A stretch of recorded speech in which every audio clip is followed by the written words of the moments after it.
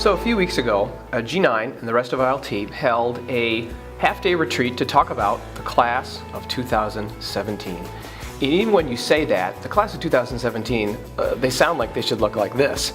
But chances are they're going to look a lot like this. And our goal eventually is to get them to look like this.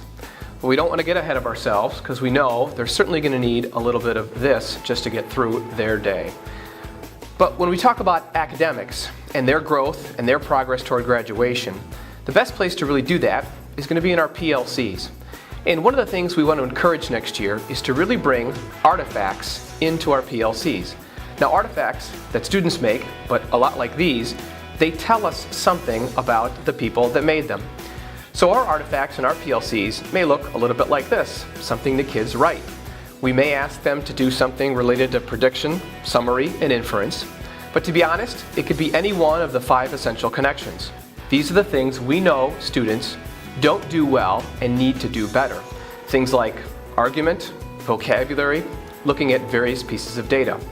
So when we ask kids to do things like this, we can save them. And we have a whole bunch of artifacts we can look at. And some of these artifacts might be really good, students showing to us they know what they're doing. Maybe some of them not so good. But when we sort them, we really start to get a portrait of who these students are academically.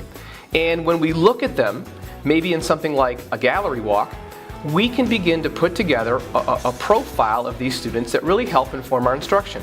We can learn something from each of those artifacts. So here's what that really means.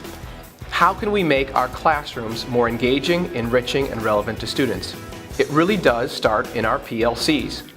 And after students do work in your class, what we really want you to think about next year is how can you gather up those artifacts, display them for either your course, your department, or even the rest of the Gold Building.